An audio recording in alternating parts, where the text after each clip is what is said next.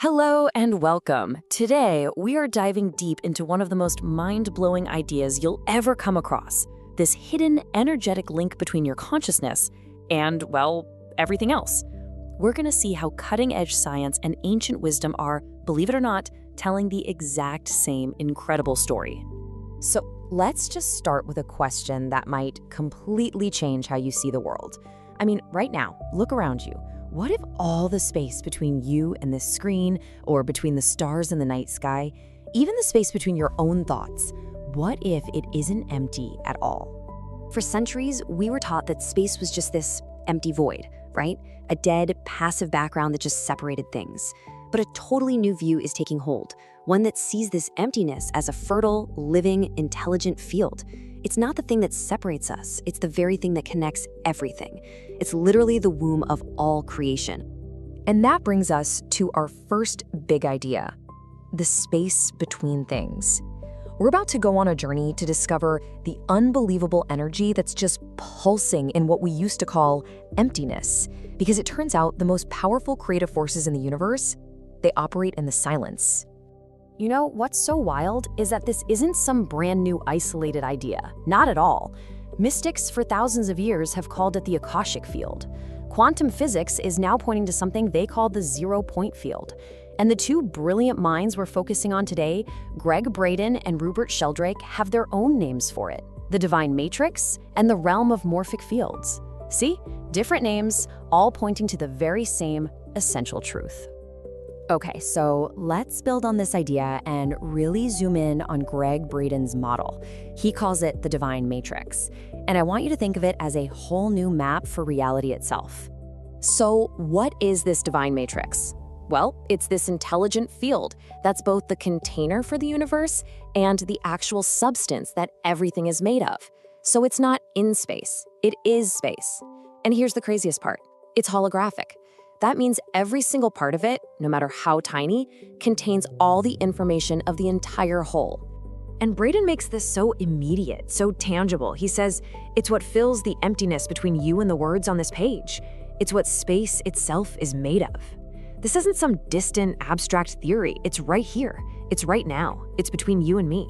Now, this next quote, this is where things get really personal. We are the canvas, as well as the images upon it. We are the tools as well as the artist using them. Whoa. You see the shift? This takes us from just understanding what the field is to realizing our active, powerful role within it. We're not just watching the show, we're writing the script and acting in it at the same time. Okay, so we've got this intelligent holographic field, but Braden's work is just one piece of this amazing puzzle. To really get the full picture, we have to ask another question. What if this field has a memory? And that brings us to the work of biologist Rupert Sheldrake and his revolutionary idea that the universe itself actually forms habits. Sheldrake calls these memory banks morphic fields. Just think of them as invisible blueprints in nature that carry the collective memory of, well, of everything. They organize patterns, from how a tiny crystal forms to how a huge flock of birds moves as one. And these fields don't just store information, they actively shape what's happening now, making it easier for old patterns to repeat. It's like reality gets into these grooves. It literally forms habits, just like we do. And the implication of this is, it's just stunning. As Sheldrake says, the more often a particular pattern is repeated, the more powerfully it shapes the field. Just think what that means. Our collective thoughts, our actions, our feelings, they're not just random, isolated events. No way.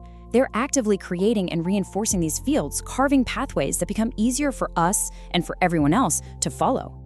So, we have an intelligent field from Braden and a remembering field from Sheldrake. They're like two sides of the same incredible coin. And this leads us to the biggest question of all, right? If this field exists and it remembers, how do we consciously talk to it? How do we communicate with it? Well, that's what we're talking about next. Feeling is the language. And here it is. This is the absolute key, the bridge that connects the inner world of your thoughts to the outer world of your reality.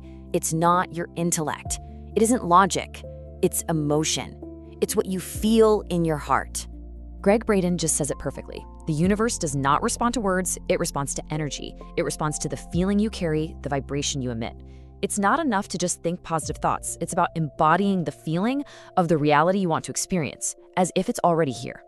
So let's just quickly walk through this path of creation. It starts with a thought, right? That's the blueprint. But a blueprint is just an idea. It needs energy. And that energy comes from your feeling. Now, when your thoughts and feelings finally line up, you create something called coherence, a clear, powerful signal that you send out.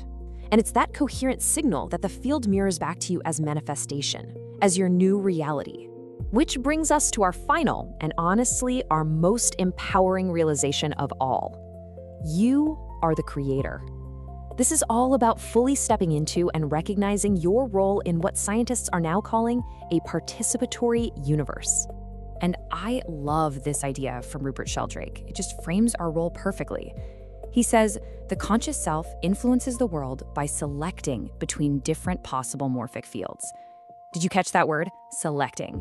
We're not trying to force reality or struggle against it. We are consciously choosing which existing pattern in the universe we want to energize and step into. It's like tuning a radio to a station that's already playing. So here's the most crucial point. Everything we've been talking about, it all leads to this profound, fundamental shift in who you think you are. You see, you're not just in the field, looking at it like some separate observer. You are the field. You're a localized expression of this quantum intelligence, a wave in the ocean of the universe that's suddenly become aware of itself. You're not separate from it. You are the universe having an experience. And when you get that, I mean really get that, it changes everything. It means that creation isn't a struggle to become something you're not. It's an act of awakening. It's about remembering and simply activating the incredible potential that has always been encoded within you and within the field from the very beginning. So we'll leave you with this. The potential that you're seeking, the future that you desire, it already exists as a fully formed possibility in the field. It's already aligned with you. The only question the universe is asking in return is, can you feel it? Thank you for watching. If something in this resonated with you, then you're already closer than you think.